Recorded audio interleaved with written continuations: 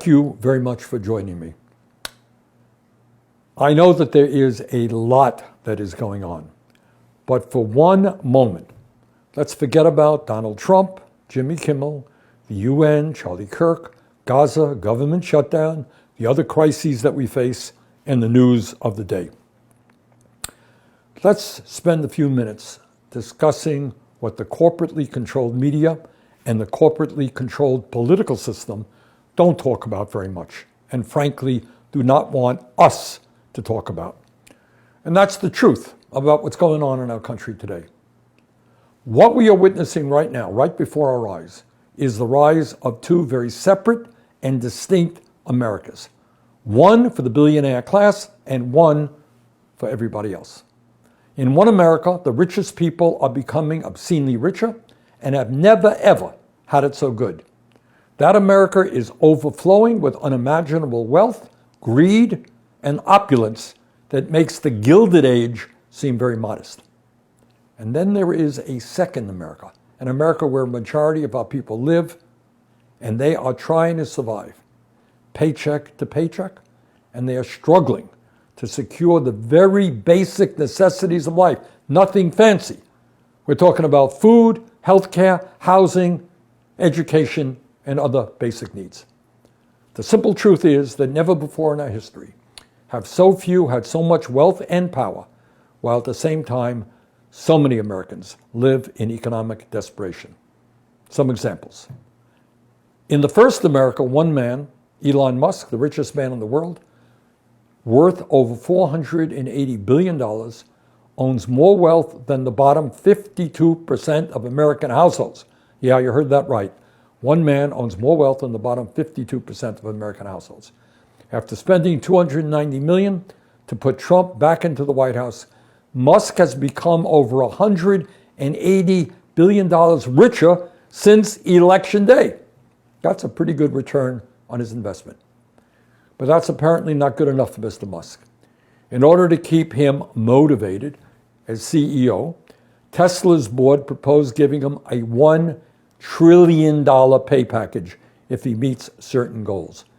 $1 trillion. That's Musk. Jeff Bezos, the fourth wealthiest man in the world, has a fortune of $240 billion. He recently sailed to Venice on his $500 million yacht for his $55 million wedding, where he gave his wife a $5 million ring. Mark Zuckerberg, the third wealthiest man in the world, is worth $262 billion. He has spent $110 million to buy 11 homes in Palo Alto, California, to create his own private compound, and another $270 million for a 1,500-acre estate on an island in Hawaii with a 5,000-foot underground bunker and 3 yachts worth over $530 million. Larry Ellison, the second wealthiest man in the world, worth $370 billion, recently became $100 billion richer in a single day. He owns a private island in Hawaii and a fleet of jets. He recently acquired Paramount, which owns CBS, and is now working to purchase CNN and TikTok. Together, these four men alone are worth more than $1.3 trillion. But it is not just them. The top 1% now owns more wealth than the bottom 93%. The 1% live in a world completely removed from the world of ordinary Americans. They haven't a clue as to what ordinary Americans experience. They don't ride overcrowded subways to get to work or sit in traffic jams to get home. They get around on private jets and helicopters. Not much of a housing crisis for them. They live in mansions all over the world, send their kids to the most elite private schools, and vacation on their own islands. And for fun, some of them spend millions flying off into space on their own rocket ships. That's one America. But here is the other America, where the vast majority of our people live. For them, the economy is not just broken, it is in many respects collapsing. In this America, despite a massive increase in worker productivity, real weekly wages for the average American worker are lower today than they were more than 52 years ago. In this America, people are unable to afford a doctor's visit if they're lucky enough to find a doctor. They are paying over half of their limited incomes on rent or a mortgage and are unable to afford the outrageously high cost of childcare or the ability to send their kids to college. In this America, the price of vegetables, fruit, and other healthy foods is beyond the budget for many. For most Americans, the system is not just broken. It is collapsing, and it is increasingly resembling life in the third world. Everyone needs health care. It's not a radical idea. Yet today, over 85 million Americans are uninsured or underinsured, a number that will rise by at least 15 million because of Trump's so-called big, beautiful bill and massive cuts to Medicaid and the ACA. Everyone needs housing.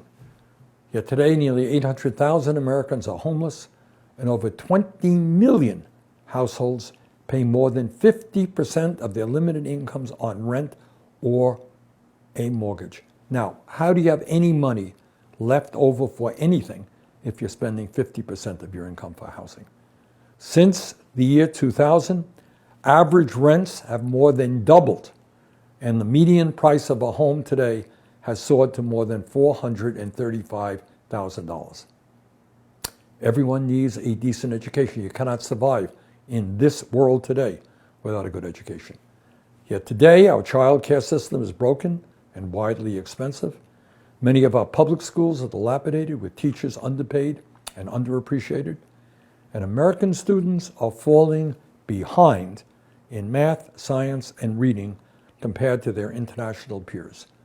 College education is unaffordable for millions, and vocational schools are failing to train the workers we desperately need. Everyone wants a secure retirement. Yet nearly half of older workers have no retirement savings and no idea as to how they will ever retire with any shred of dignity or respect.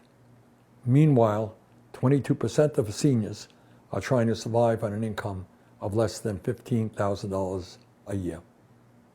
Enough is enough.